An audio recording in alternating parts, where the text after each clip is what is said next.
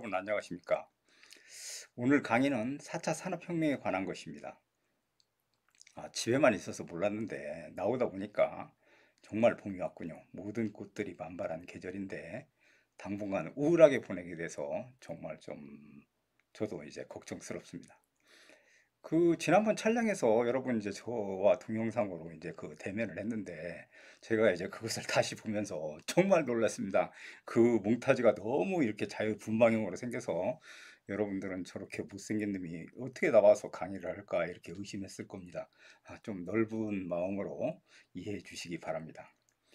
오늘 강의에서는 4차 산업혁명에 관한 것들을 주로 얘기하고, 그 다음에 혁명이란 무엇인지 이제 그걸 갖다 설명하고, 그 다음에 이제 4차 산업혁명에서 와가지고 어떻게 이제 그런 것들을 맞이하고, 그런 시대는 어떤 변화와 움직임이 있는지, 그러는 것들을 다양한 방식에서 이제 설명해 볼 생각인데요.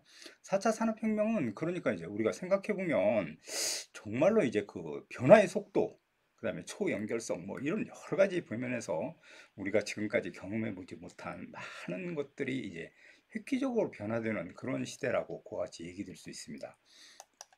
그래서 이제 그런 의미에서 보면 이제 4차 산업혁명은 바로 이제 이런 것들입니다. 그러니까 이제 우리가 궁극적인 목표는 스마트 시티 이제 이런 것들뿐만 아니라 인간은 이제 인간 대 인간 관계에서 인간 대 사물의 관계로 넘어가는 그와 같은 것들이 4차 산업혁명이라고 이제 그렇게 이제 쉽게 얘기해 보면 그렇게 이해할 수 있습니다. 이 인간 대 인간 관계가 거기에서 인간 대 이제 인간의 의사소통 구조와 여러 가지 그와 같은 것들만 경험했던 인간이 4차 산업혁명 시대에는 사물과 이제 인터넷 소통을 하고 그렇게 되기 때문에 인간의 이해폭과 로봇이랄지 인공지능 다양한 것들에 대한 이해폭이 넓어지지 않으면 안 되기 때문에 이런 시대를 단 한마디로 얘기해 보면 융합의 시대다. 이제 이렇게 얘기하고 있는 것입니다.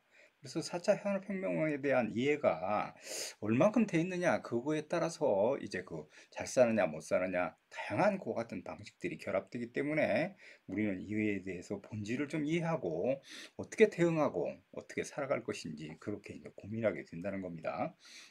그런 의미에서 보면 이제 4차 산업혁명에 이제 그것에 이제 들어가기 전에 산업혁명이란 무엇인가 이제 이거를 먼저 이제 살펴보면 대개 뒤에 이제 혁명이 붙으면 내가 리버루션 그래가지고 상당 복잡한 것들의 변화 과정이 일어난다고 이제 예측해 볼 수 있습니다. 따라서 이제 이 산업혁명이니까 이제 산업에 대해서 혁명이 일어나고 그것 때문에 인간관계가 부단히 바뀌고 그 다음에 패러다임이 바뀌고 그와 같은 시스템으로 변화되는 과정 이러는 것들을 우리는 산업혁명이다 이제 이렇게 이해해 볼 수 있는데 그것 중에 이제 핵심적인 사항 중에 몇 가지를 좀 설명해 보면 이렇게 얘기해 볼 수 있습니다. 실제로 산업혁명이란 이제 전반적인 그런 얘기들을 해보면 18세기 영국에서 이제 시작된 건데 그때 처음으로 인간은 힘에 의한 노동에서부터 동력을 이용한 그런 그것들이 이제 바뀌기 시작한다. 이제 이렇게 이제 얘기해 볼 수 있습니다. 그러니까 이제 패러다임의 변화는 기술이 발달하고 그 기술로 인해서 인간관계가 변화되는 이런 과정을 그와 같이 이제 반복하게 되는데 이러는 것들을 우리가 산업혁명이라고 이제 얘기한다는 겁니다. 이 부분에서 우리가 얘기해 보면 그러니까 산업혁명이란 그렇게 이제 명칭으로 보면 그런 방식인데 제일 먼저 생각해 볼 수 있는 건 실질적으로 산업혁명이라는 것들 때문에 상당 부분 유럽 전반적에서 획기적인 변화가 일어났는데 그러면 그런 변화들은 어떤 것인지 1차에서부터 4차까지 그렇게 이제 언급하며 그와 같은 방식은 어떻게 이해해야 되는지 그렇게 이제 얘기해 보기로 하겠습니다. 첫 번째로 이제 우리가 이제 얘기할 때 대부분 이제 이런 방식으로 얘기해 볼 수 있습니다. 그러니까 1차 산업혁명이 일어났을 때는 18세기다 이렇게 얘기하는데 제일 먼저 인간은 증기의 힘을 이용해 가지고 기계를 돌리는 그와 같은 방식을 채택했는데 그게 이제 1차 산업혁명이라고 얘기하고 이때는 이제 농업에서 공업으로 활발하게 이동했는데 이 당시에 우리가 이제 다 지나갔으니까 쉽게 얘기하지만 여러분도 똑같은 상황에 놓인 것은 본질은 변함이 없습니다. 왜 그런 거 아니? 1차 산업혁명 기간 동안에 모든 사람들의 직업은 농업이었습니다. 농업.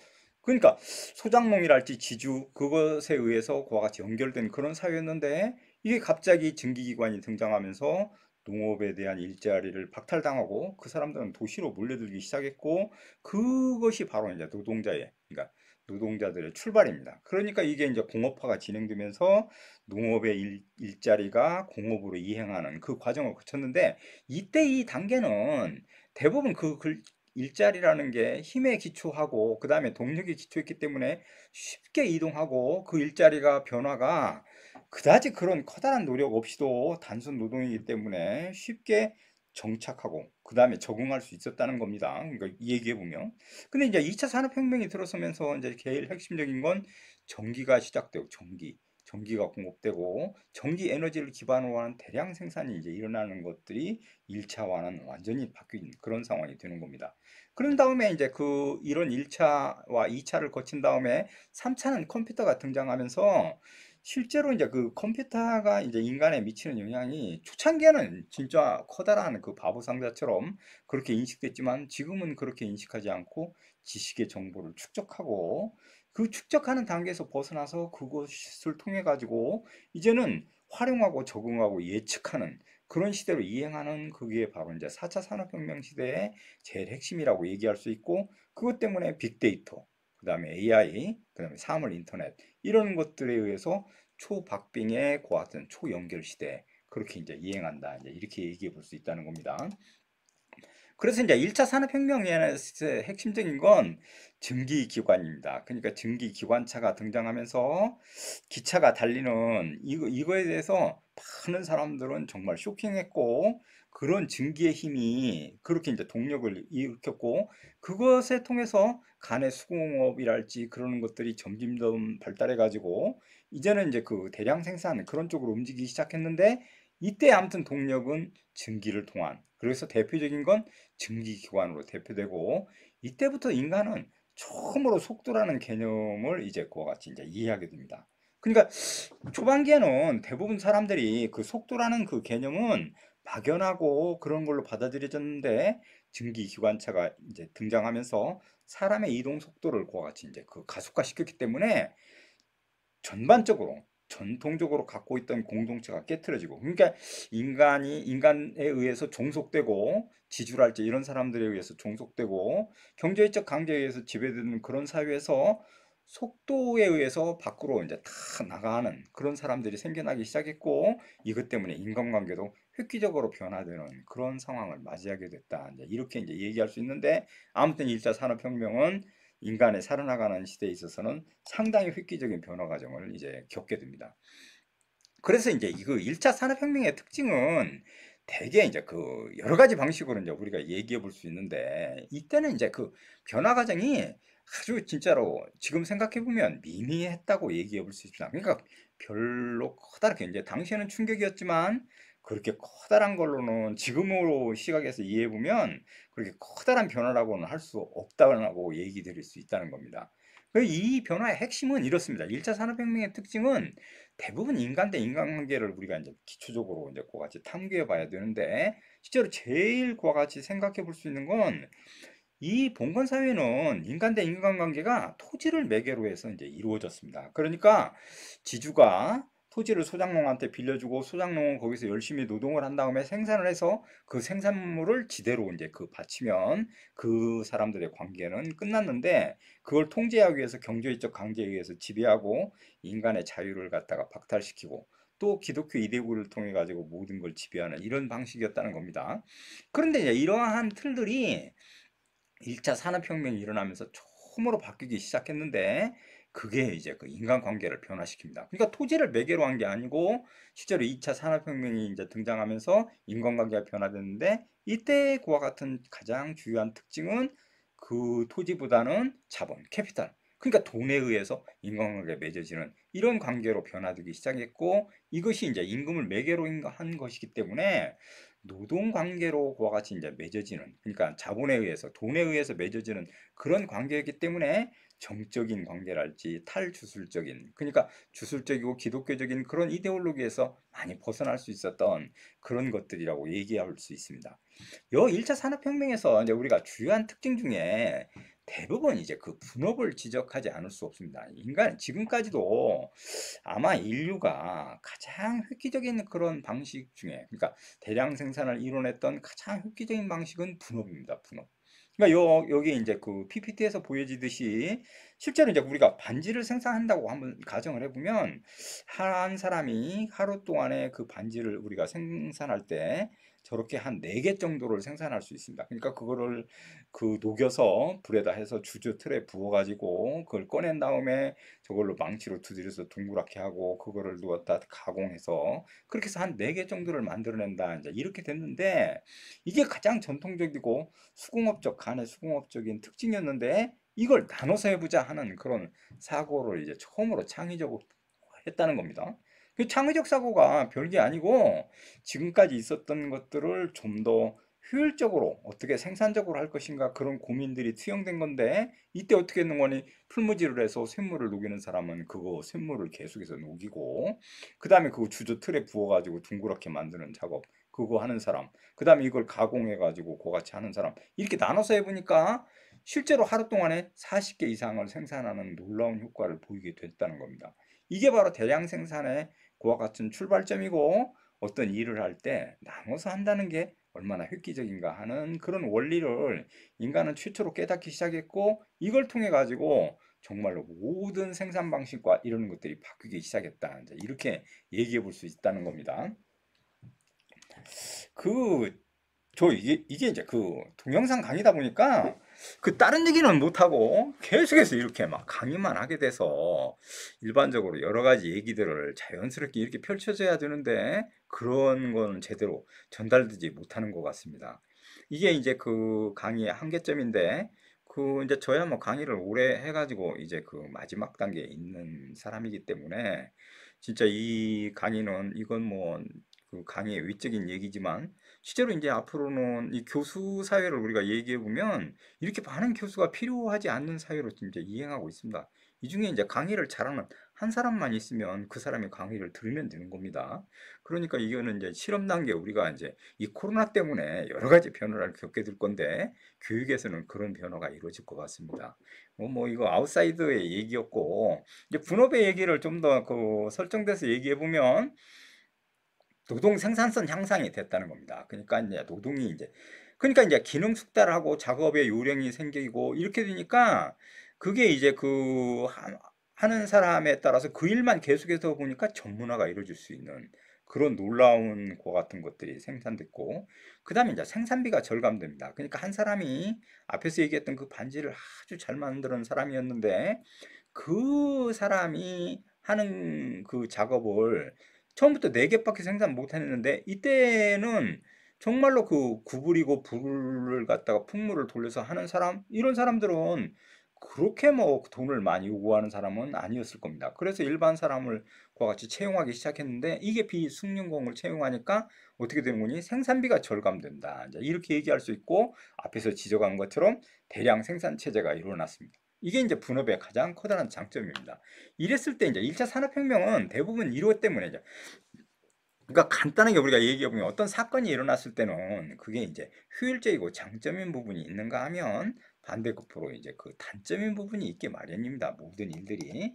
그랬을 때 이제 그 앞에서 얘기했던 정말 산업혁명의 어두운 그림자가 그렇게 다가오기 시작했는데 이때 가장 우리가 지적해 보는 건 제가 그 지난번에 그 막스 얘기할 때 그런 얘기들을 했는데 영국의 이 리버풀에 있었던 이와 같은 사건들을 보면 여기 PPT의 그림에 등장하듯이 아주 어린 그 나이의 노동자들이 그 현장에 나가서 일을 하지 않으면 안 됐다고 그럽니다. 저도 이제 자료를 찾아보다가 이번에 깜짝 놀랐는데 장시간 노동한다는 건 14시간에서 15시간 정도 이제 일했다고 합니다. 근데 놀라운 건 이 리버풀 노동자들의 평균 수명입니다. 그러니까 대개 15세에서 19세까지 살다가 죽었다는 거예요. 영양실조와 가혹한 이런 열악한 환경 조건 때문에 오랫동안 살지 못했다고 해서 저도 충격을 받았습니다. 그러니까 이제 정말 와 얼마 살지 못하고 바로 이제 좀 살려고 하면 저 세상으로 갈 수밖에 없는 그런 구조가 바로 산업혁명의 어두운 그림자다. 이제 이렇게 얘기해 볼 수 있다는 겁니다. 참고로 이제 우리가 조금만 더 얘기해 보면 1930년대 우리나라 그 일제 강점기 시대 때인데 평균 수명이 42.6세였습니다. 그러니까 이게 한 마을에 60세 살면 이게 이제 환갑이라고 이제 우리가 많이 얘기했는데 그건 진짜로 오래 사는 겁니다. 그러니까 42세 정도 살면 그 요단강을 건너가는데 60세까지 살았다. 그래서 그걸 기념해 가지고 환갑잔치를 크게 할 수밖에 없는 그런 구조를 가졌다. 이제 이렇게 얘기해요.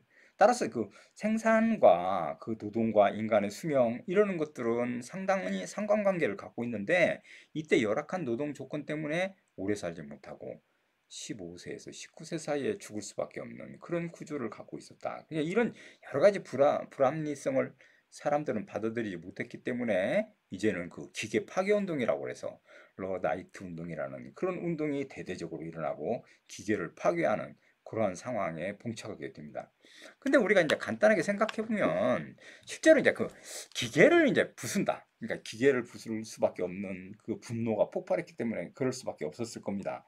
그런데 우리가 이제 그 본질을 생각해 보면 기계를 부숴서 이 문제를 해결할 수가 없는 겁니다. 그렇지 않습니까? 기계를 부신다고 해서 그게 본질이 해결되는 건 아니었을 겁니다. 따라서 1차 산업혁명에서 그런 단점을 보완하기 위해서 이런 많은 노력들을 했지만 실제로는 그거를 기계를 부수는 그와 같은 상황까지 가게 됐는데 그것이 그 본질의 문제점, 본연의 문제점을 해결하지는 못하는 그런 상황이었다. 이제 이렇게 얘기해 볼 수 있습니다.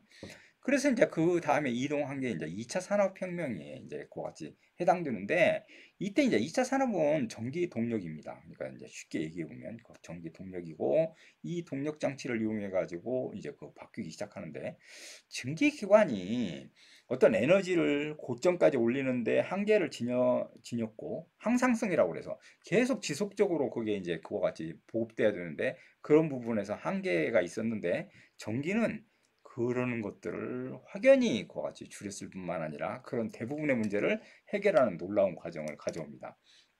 이 전기의 발명은 인간에 있어서 그 3대 발명에 제가 어느 책을 읽었는데 그렇게 이제 그 받아들일 수 있다는 겁니다. 정말 이게 이제 획기적인 발견이었습니다. 이걸 통해 가지고 인간은 그 밤에 그러니까 어두움을 갖다가 극복하는 그런 것들이었고 한국의 전기 사정은 세계적으로도 아주 풍요로운 그런 나라에 속하기 때문에 상당 부분 이 문제를 해결했는데 제가 인공사진을 보니까 북한은 완전히 그 컴컴한 어두움 속에 있는데 한국의 남한은 불빛에 이렇게 휩싸여 있는 그런 인공사진을 본 적이 있습니다. 그러니까 전기는 지금 생활에 있어서 아주 필수적인 걸로 됐지만 실제로 당시대 전기에 대한 것들은 교류와 직류 이것 때문에 의견이 분분했고 이걸 발전하는 시키는 데 있어서 많은 연구가들이 여기에 달라붙어서 지금의 그와 같은 전기 산업을 이루어냈는데 이게 이제 그렇게 해서 이제 중요하다는 겁니다. 전기를 이제 이렇게 기계를 돌리는데 결정적인 역할을 하게 됐고 그 부분이 이제 2차 산업혁명의 핵심입니다. 그러니까 이제 이때 2차 산업이라는 건 이 항상성과 그다음에 생산 예측뿐만 아니라 그다음에 대량 생산의 가장 기본 초석이 됐고 모든 분야에서 획기적인 역할을 가져왔다 이렇게 얘기됩니다. 그러니까 이 실제로 이제 우리가 전기 그렇게 해가지고 전기에 대한 혜택은 어떻게 이제 그 됐을까? 그러니까 전기가 가동되면서 세탁기랄지 그다음에 뭐 청소기 이제 여러 가지 것들이 이제 공급되고 이렇게 됐을 때 어느 계층이 가장 먼저 혜택을 입었을까? 이렇게 하면 여러분은 중산층이라고 생각하실 건데 그렇지 않습니다. 실제로는 상위 계층부터 이 혜택을 가장 먼저 누리고 그 다음에 중산층, 일반 피플층들까지 이어지는 이런 과정을 답습하게 됩니다. 그러니까 그 상류 계층들이 전기에 대한 혜택을 가장 먼저 받아들였고 그걸 통해 가지고 사회에 이제 여성들이 가정으로부터 그런 일을 하고 설거지하고 이러는 것들로 해방되고 이렇게 되면서 가장 먼저 사회에 진출했는데 그런 걸 살 수 있는 여력을 가졌던 부르주아층, 그러니까 상위 계층들이 제일 먼저 그거를 받아들였다. 이제 이렇게 얘기할 수 있다는 겁니다. 이제 이런 장면들이 이제 그 2차 산업에 있어서 가장 획기적으로 고같이 했던 그런 방식들이라고 얘기해 볼 수 있습니다. 여기 중에 이제 그 재밌는 건 우리가 그 이제 이런 부분에서 이제 2차 산업혁명에서 가장 지적해 볼 수 있는 건 노동 소외입니다. 그러니까 노동에 대한 소외입니다. 그러니까 분업이 진전될수록 이게 이제 채플린의 이제 그림들인데 채플린이라는 사람이 이제 그 모던 타임스에서 현대 자본주의 사회를 풍자해 가지고 그게 영화한 겁니다. 그러니까 이 채플린은 그 노동에 가가지고 분업에서 일을 맡은 것들이 나사를 돌리는 그와 같은 것들을 맡았는데 이 나사를 너무 막 열심히 나사만 돌리다가 보니까 이거에 그와 같이 이제 그 해서 나사만 봤다면 다 돌려가지고 정신병원으로 가는 그런 묻지 못할 일들이 일어난다는 것들을 영화의 그와 같은 키포인트로 해가지고 그걸 풍자한 겁니다. 그런데 실제로 이제 이 노동 소외 문제는 이제 다양한 방식에서 우리가 이제 그 생각해 볼 수 있습니다. 그러니까 이제 그 노동 소외 부분이라는 건 더 우리가 얘기해 보면 이렇게 얘기될 수 있습니다. 원래 노동으로부터 소외는 어떤 건고 하니 노동은 원래 놀이와 노동은 똑같은 본질이 똑같습니다. 그런데 제일 재밌는 건 노동을 한다. 그러니까 실제로 여러분 놀이와 노동 그 부분 중에 잠깐 그 아웃사이더 부분에서 조금만 더 설명해 보면 실제로 노동을 열심히 한다. 만약에 우리가 골프를 열심히 쳤다고 해서 수고하셨다고 페이를 주면 그 사람은 다시는 골프 치지 않을 겁니다. 따라서 그 노동에는 반드시 페이가 반대급부로 주어지게 되는데 이 부분에서 이 노동에 대한 즐거움이 있을 수 있다는 겁니다. 그냥 있었다는 거예요, 원래는. 그러니까 이제 가령 예를 들면 그 중세 봉건조 사회는 우리가 고추 농사를 했다고 한번 가정해 봅시다. 고추 농사를 했던 그 노인들이 고추 농사를 해서 그걸 말려가지고 장에 내다 팔고 거기를 통해 가지고 그 어린 자식을 기르듯이 고추를 이렇게 길렀는데 그것이 생산을 해서 시장에 가가지고 돈을 받고 팔아서 그걸 통해 가지고 손주들에게 돈도 주고 자기가 살 걸 사고 이렇게 함으로써 그 노동에 대한 기쁨을 완전히 만족하게 됐다는 겁니다. 그런데 이제 이 우리 지금의 자본주의 현대사회에서 노동 소외 문제는 실제로 이 자동차 같은 경우 예를 들면 자기는 나사만 계속 돌리고 그 파트의 일만 하게 되면 그 전체 작업 공정이 이루어져서 그 아름다운 차가 나오는 그거에 대한 기쁨을 전혀 느끼지 못한다는 겁니다. 하루 왼종일 가서 나사만 돌리고 그 일로 끝마치게 되는 그것 때문에 노동의 즐거움을 상실당하고 그거로부터 노동으로부터 소외됐던 인간은 불안, 감정 이런 것들을 갖게 된다. 이게 바로 이제 간단하게 설명해 노동 소외 그거에 관한 것들입니다. 현대 사회는 본질적으로 노동 소외에 대한 그런 것들을 갖고 있기 때문에 스트레스를 받을 수밖에 없는 사회 구조로 돼 있다. 이제 이렇게 얘기해 볼 수 있습니다. 3차 산업혁명은 이제 컴퓨터입니다. 그러니까 이게 컴퓨터와 연관시켜서 우리가 얘기해 보면 정보화 사회라고 우리가 얘기될 수 있는데 이 정보화 사회가 이제 그 3차 산업에서 가장 핵심적인 키워드가 됩니다. 이 이제 컴퓨터인데 실제로 우리 사회에서 이제 컴퓨터는 제가 이제 그 국사편찬위원회라는 데 있었을 때 처음으로 컴퓨터가 들어왔는데 그 3천만 원짜리 컴퓨터가 들어왔습니다. 이렇게 화면이 큰데 이 화면을 4분의 1만 이용하게 되는 그러니까 그 기술력을 받아들이지 못해서 좋은 컴퓨터가 들어오니까 이게 파일이 뭔지 뭐 그 CD, 체인지 디렉토리 뭐 이러는 것들이 무슨 개념인지 몰라서 아무튼 고생했던 그런 생각이 나는데 지금의 컴퓨터는 이용하기 더 편리하고 윈도우 시스템으로 돼 있어서 정말로 접근성이 뛰어난 그런 컴퓨터가 아닙니까? 그러니까 이런 시대에 이제 컴퓨터 이제 전자 이와 같은 것들이 이제 그 가미돼 있어서 실제로 얘기되는데 컴퓨터가 제일 결합되는 건 이게 자동 로봇 이런 것들로 결합되면서 이게 이제 그 선박 구조를 할 때도 이것이 다 가가지고 그 용접 같은 것들도 자동으로 전체가 다 이렇게 하게 돼서 정말 인간들이 실제로 할 수 있는 일들이 점점 줄어드는 그런 상황이 야기됐는데 이 부분은 바로 자동화 이제 그것과 이제 관련된 것들이고 이 부분 중에 가장 핵심적인 건 이제 차랄제 이러는 것들이 완전히 저렇게 자동화가 이루어져 가지고 인간은 별로 관여할 필요가 없는 그런 거라고. 제가 지난 그전에 천안에 가다가 이제 그 봤는데요. 삼성 같은 경우는 그렇게 많은 것들을 이제 생산해 가지고 텔레비전이랄지 뭐 여러 가지 것들을 생산하는데 그 삼성에서 그 천안에 있는 그 공장은 전체 그 노동자가 180명밖에 안 된답니다. 그러니까 정문을 지키고 운전사까지 다 포함해서 나머지는 다 자동화돼 있어가지고 그 자동에 생산돼서 몇 조와 몇백 조를 만약 몇십 조를 걷어들인다면 벌어들인다면 그 월급 준 사람은 한정돼 있다는 겁니다. 그러니까 그런 것들이 이제 기업과 국가가 이제 잘 살고 일반적으로 피플층은 점점 그 노동으로부터 소외돼서 정말 일자리를 구할 수 없는 그런 사회로 이행한다. 이제 이렇게 얘기되는 것들이 3차 산업혁명까지의 그와 같은 것들입니다. 그래서 이런 부분들은 우리가 이제 여러 가지 것들을 생각해 보게 만드는데요. 이 부분이 가장 그와 같이 이제 3차 산업까지 우리가 생각해 봤던 그러는 것 중에 핵심적인 것들이라고 얘기하고, 정보화 사회에서는 정말 정보의 중요성 여러 가지 것들이 이제 그 가미됐는데, 실제로 이제 뒷부분에서 설명드리겠지만 가장 중심이 되는 건 이제 데이터 싸움입니다. 그러니까 누가 정보를 얼마큼 많이 알고 있느냐, 이거에 따라 잘 사느냐 못 사느냐 이것이 결정되고, 정보를 누가 많이 고급 정보를 갖고 있느냐, 이러는 것들이 앞으로의 사회에서 가장 중심적인 것들이 된다고 얘기할 수 있다는 겁니다. 실제로 이제 그 1차시 강의는 여기까지 마치고 잠깐 쉬었다가 다시 그와 같이 강의를 진행해 볼 생각입니다. 여러분 수고하셨습니다.